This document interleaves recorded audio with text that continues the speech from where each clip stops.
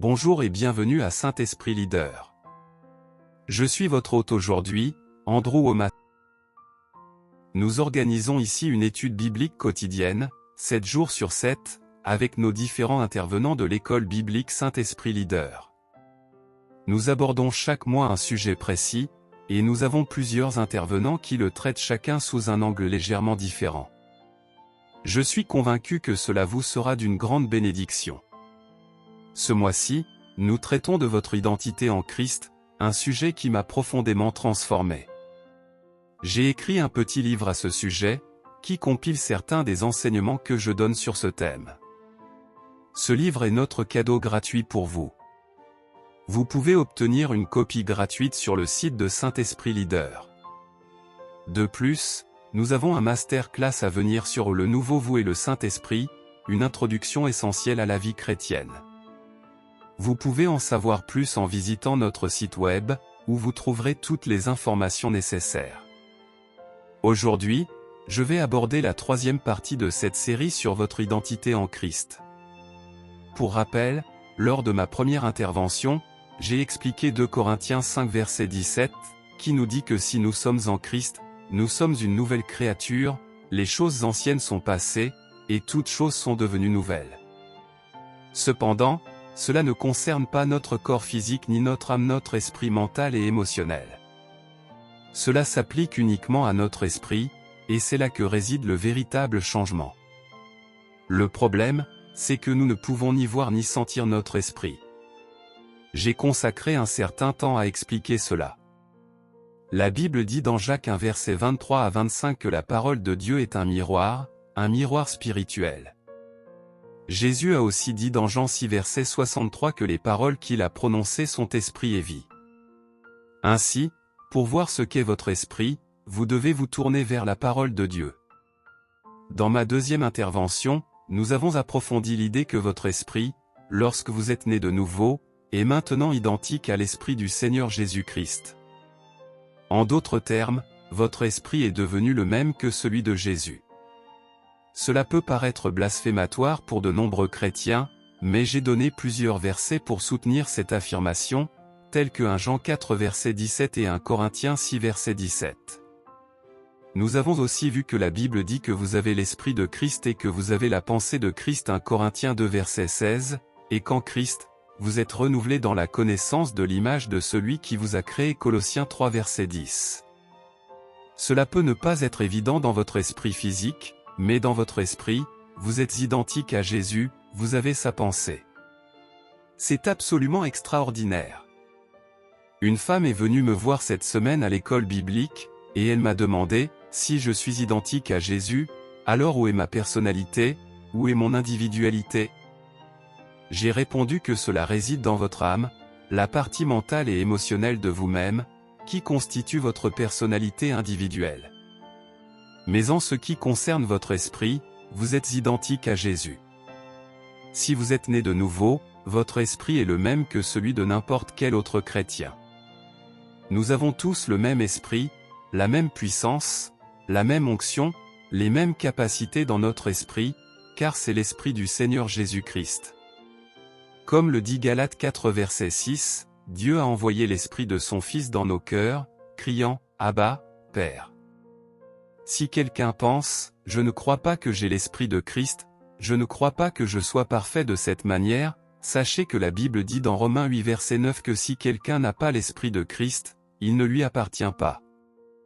Donc, si vous êtes né de nouveau, cela est vrai pour vous, dans votre esprit, vous êtes identique à Jésus.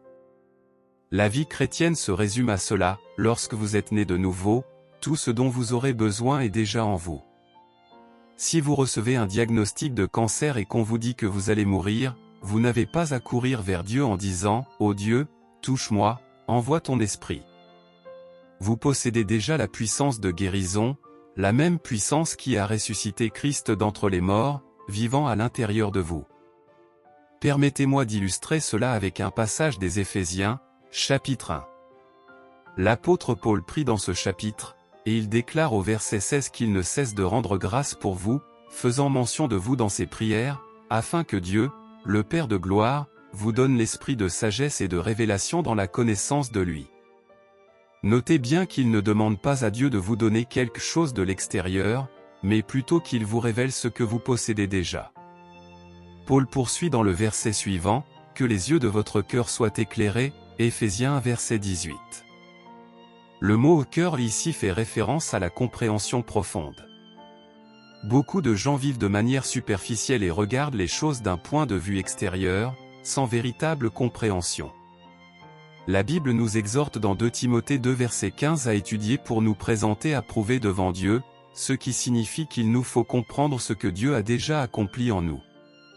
Il ne s'agit pas d'étudier pour être approuvé par Dieu, mais pour réaliser ce que Dieu a déjà fait en nous.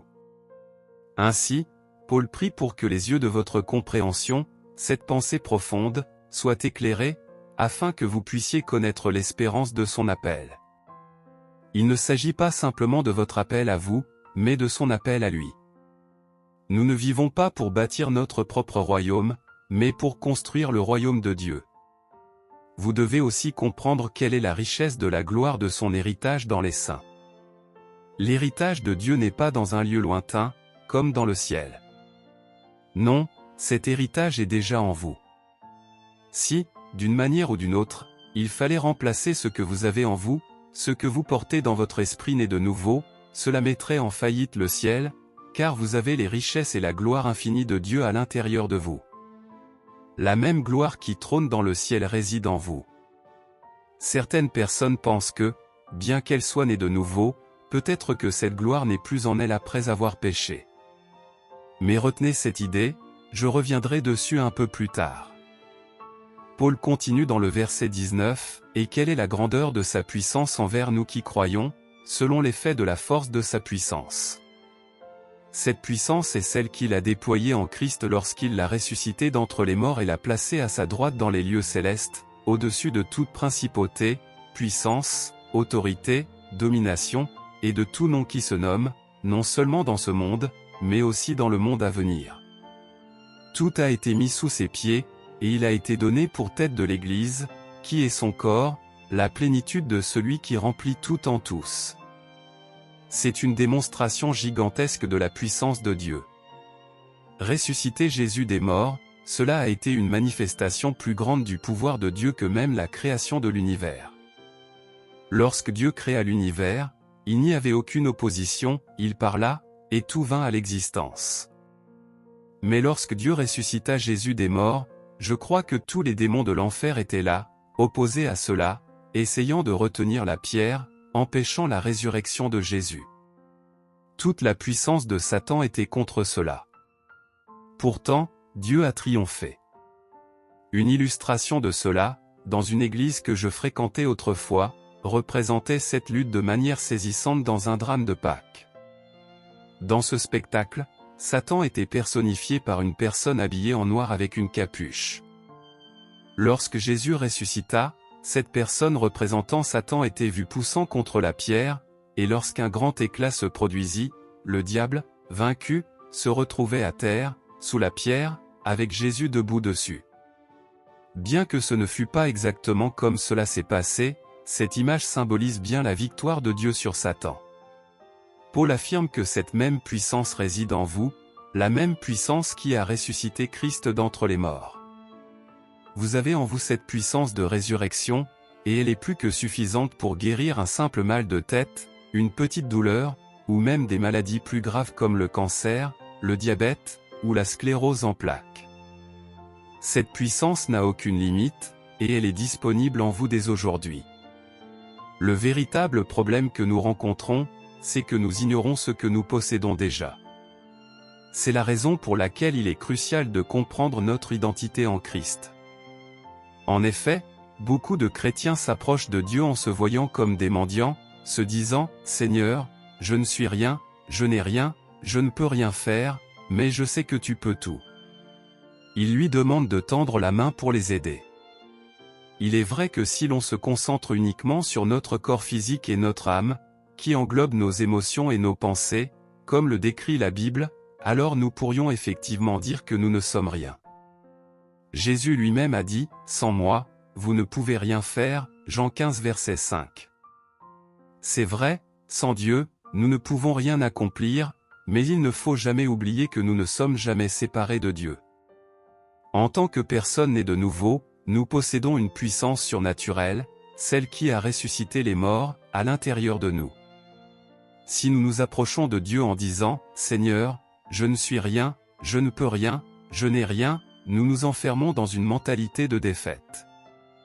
En agissant ainsi, nous empêchons l'action de la puissance divine en nous. La vérité, c'est que la puissance de Dieu ne vient pas de l'extérieur à travers des prières pour qu'il nous donne quelque chose de nouveau, mais elle se manifeste lorsque nous reconnaissons notre identité en Christ et que nous agissons en conséquence, en prenant autorité sur nos problèmes. C'est une réalité incroyable. Si nous comprenions pleinement cela, je vous assure que Satan serait dans une position extrêmement difficile. Il ne peut nous oppresser qu'avec notre consentement et notre coopération. Nous ne lui donnons pas ce consentement en lui demandant directement de détruire notre vie, de nous rendre malades, de nous appauvrir ou de nous plonger dans la dépression. Cependant, nous coopérons souvent par ignorance, en ne connaissant pas notre identité en Christ. Nous demandons à Dieu de chasser le diable de notre vie et de nous guérir, alors que la Bible nous enseigne clairement dans Jacques 4 verset 7, « Soumettez-vous donc à Dieu, résistez au diable, et il fuira loin de vous. » Il est important de comprendre que Dieu et Satan n'ont pas de conflit direct. Satan est déjà vaincu par Jésus. Cependant, il continue de nous attaquer, et si nous ignorons qui nous sommes et ce que nous avons en Christ, nous risquons de lui laisser de l'espace. Jésus nous a donné le pouvoir et l'autorité de guérir les malades, de ressusciter les morts, comme il est écrit dans Matthieu 10 verset 8. Il nous a dit de résister au diable et celui-ci fuira. Si nous n'utilisons pas cette autorité, si nous ignorons ce que nous possédons en lui, alors nous coopérons avec le diable par notre ignorance. Une autre question qui se pose souvent est celle de la culpabilité liée au péché. Certains chrétiens pensent qu'après chaque péché, ils perdent leur position devant Dieu. Certains vont même jusqu'à croire que, chaque fois qu'ils pêchent, ils perdent leur salut et doivent se repentir, se réconcilier avec Dieu et être nés de nouveau, à chaque fois. D'autres, plus évangéliques, croient que bien qu'on ne perde pas notre salut, nous perdons les bienfaits de notre salut, Dieu ne nous aime plus, ne nous bénit plus, ne nous utilise plus si nous avons du péché dans notre vie. Si je croyais l'une de ces deux positions, je serais obligé de penser que la meilleure chose à faire serait de mourir immédiatement après être né de nouveau, car c'est le seul moyen de conserver son salut ou de jouir pleinement des bienfaits du salut selon ces théories.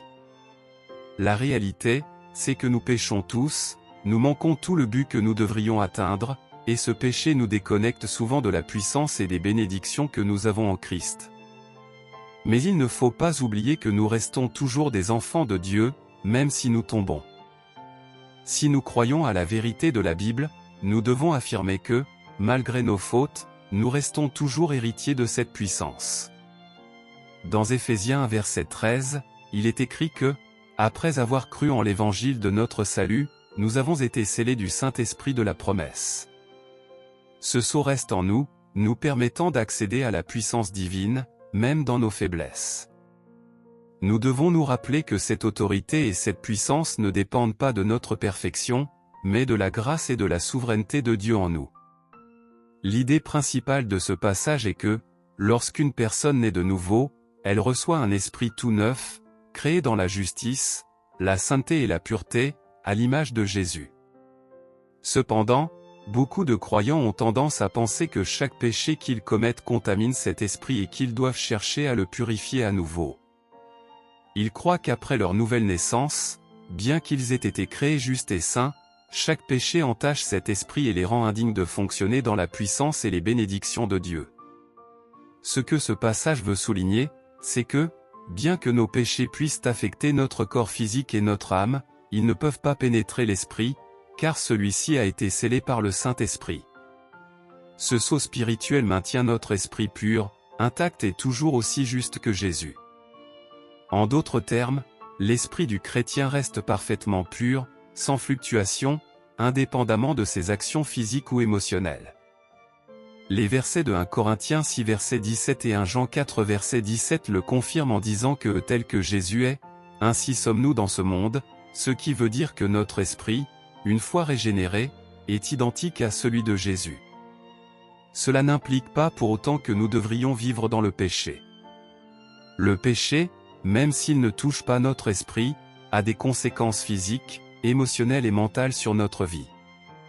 Il permet à Satan d'entrer dans nos vies, affectant notre santé, nos finances et notre bien-être général. Ce n'est donc pas une invitation à pécher volontairement, car cela ouvrirait la porte à l'ennemi et nuirait à notre vie. En outre, il existe une erreur de penser que, sous la nouvelle alliance, la purification par le sacrifice de Jésus fonctionne de manière similaire à l'ancienne alliance. Selon l'ancienne alliance, chaque péché nécessitait un sacrifice constant pour obtenir le pardon. Cependant, sous la nouvelle alliance, l'œuvre de Jésus est un sacrifice définitif et parfait, qui a purifié une fois pour toutes ceux qui croient en lui. Ce sacrifice est éternel et parfait, contrairement au sacrifice répétitif de l'ancienne alliance, qui ne pouvait jamais effacer le péché de manière définitive. Le passage de l'Épître aux Hébreux chapitre 9 contraste ces deux alliances, soulignant que le sang de Jésus, contrairement au sang des animaux, est réel et efficace. L'ancien système servait de préfiguration, mais il ne pouvait jamais payer le prix complet des péchés. En revanche, le sacrifice de Jésus a payé une fois pour toutes le prix de notre rédemption, et ce sacrifice n'a pas seulement effacé nos péchés passés, mais il nous a aussi rendus parfaits et justes aux yeux de Dieu. Le Saint-Esprit leader nous rappelle cela, soulignant que notre esprit, une fois régénéré, reste toujours pur et sanctifié, indépendamment de nos erreurs humaines. Le rôle du Saint-Esprit leader est donc de nous guider dans cette compréhension, nous rappelant que, bien que nous vivions dans un monde où le péché peut encore nous affecter, nous sommes en réalité déjà purifiés et scellés par l'Esprit de Dieu. Si nous ne comprenons pas cette vérité, nous risquons de vivre dans la culpabilité et de laisser Satan avoir accès à des domaines de notre vie où il n'a aucune autorité. Selon la loi, tout est purifié avec du sang, et sans effusion de sang, il n'y a pas de rémission des péchés. Jésus devait donc verser son sang. L'Écriture affirme également que « la vie de la chair est dans le sang ». Ainsi, il a donné sa vie pour nous. Lorsqu'il est mort pour nous, son sang, infiniment supérieur à celui des animaux, n'a pas eu besoin d'être répandu à plusieurs reprises. C'est le point fondamental que met en avant ce passage biblique. Permettez-moi de vous en partager quelques versets. Au verset 10, il est question des anciens sacrifices de l'Ancien Testament, lesquels consistaient en des offrandes alimentaires, des boissons, des ablutions rituelles et diverses prescriptions charnelles, imposées jusqu'au temps de la Réforme. Mais Christ, étant venu comme souverain sacrificateur des biens à venir, est entré dans un tabernacle plus grand et plus parfait, qui n'a pas été construit de main d'homme et qui n'appartient pas à ce monde. Il n'a pas accompli ce sacrifice avec le sang des boucs et des veaux, mais avec son propre sang, entrant une fois pour toutes dans le lieu très saint et obtenant ainsi une rédemption éternelle pour nous. Cette vérité est d'une portée extraordinaire, et pourtant, très peu de chrétiens en ont réellement saisi la profondeur, encore moins l'ont intégré dans leur vie quotidienne. Ce passage affirme que Christ est entré une seule fois dans le sanctuaire céleste et qu'il a obtenu pour nous une rédemption éternelle. Or, la plupart des chrétiens pensent qu'ils ne disposent que d'une rédemption temporaire. Certaines traditions, comme celle de certains pentecôtistes, enseignent que chaque fois qu'un croyant commet un péché, il perd totalement son salut et doit naître de nouveau, une nouvelle fois. Une telle conception est erronée. Cette croyance entraîne une spirale de culpabilité où, à chaque faute, le croyant se sent condamné à repartir de zéro, à se repentir et à tout recommencer. Dans ces conditions, il devient difficile, voire impossible, de progresser spirituellement. D'autres chrétiens, notamment les évangéliques, ne croient pas perdre leur salut à chaque péché, mais pensent néanmoins que leurs fautes les rendent indignes d'être utilisés par Dieu. Ils estiment que chaque péché constitue une nouvelle offense envers Dieu, qu'il faut expier avant de pouvoir à nouveau être en communion avec lui. Pourtant, ce passage affirme clairement que Christ est entré une seule fois dans le sanctuaire céleste et a obtenu pour nous une rédemption éternelle. Dans notre esprit régénéré, nous avons été recréés selon la justice et la sainteté véritables. Éphésiens 4 verset 24. Comme l'affirme 1 Jean 4 verset 17, tel il est, tel nous sommes aussi dans ce monde. Dès notre nouvelle naissance, nous sommes scellés par l'Esprit Saint. Éphésiens 1 verset 13, ce qui signifie que si nous péchons, cela peut certes ouvrir une porte à l'ennemi dans notre corps ou notre âme, notre intellect, nos émotions, mais cela ne change en rien notre identité spirituelle. Nous avons reçu une rédemption éternelle. Et puisque, comme l'indique Jean 4 verset 24, Dieu est esprit, et il faut que ceux qui l'adorent l'adorent en esprit et en vérité, nous devons nous approcher de lui non en fonction de nos actes ou de nos émotions, mais sur la base de notre identité en Christ. Si nous venons devant Dieu en disant « Seigneur, je suis un échec, comment peux-tu encore m'aimer? J'ai encore failli ». Nous ne nous approchons pas de lui en esprit et en vérité. Nous nous approchons de lui en fonction de notre chair, de nos actions et de nos émotions. Certes, nous avons un corps et une âme, et ces réalités ne doivent pas être niées. Nous devons chercher à vivre dans la sainteté, car le péché entraîne des conséquences, il engendre la dépression, la peur, le doute et bien d'autres maux. Toutefois, lorsque nous échouons, nous pouvons toujours nous approcher de Dieu avec assurance, non en fonction de nos mérites, mais en nous appuyant sur notre identité spirituelle, qui demeure parfaite en Christ.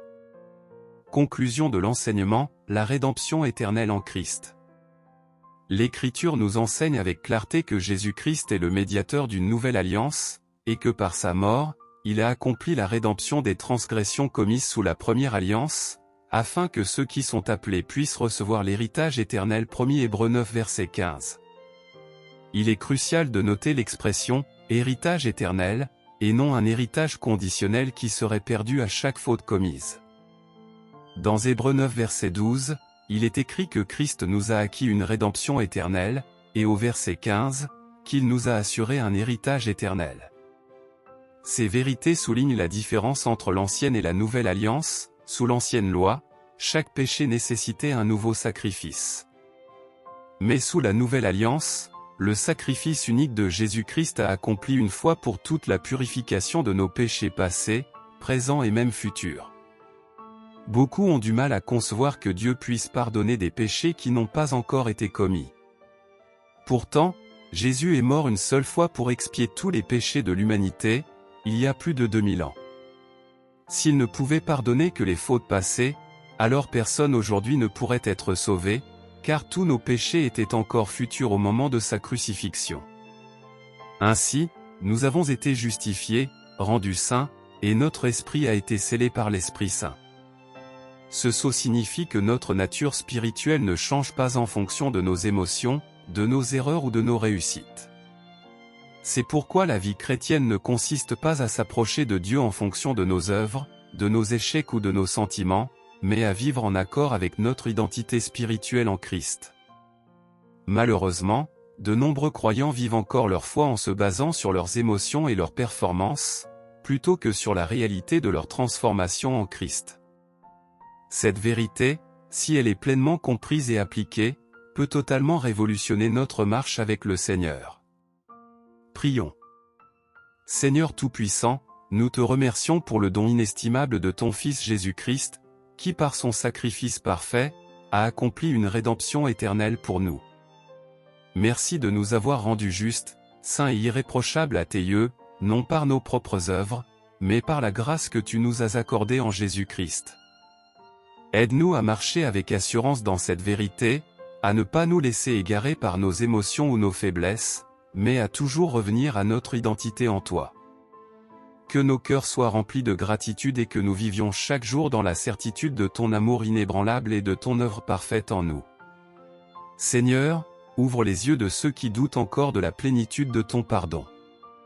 Permets-leur de comprendre qu'ils n'ont pas à mériter ton amour, mais qu'ils peuvent simplement l'accueillir et en vivre pleinement. Nous te louons et te rendons gloire, maintenant et pour l'éternité. Au nom de Jésus-Christ, Amen.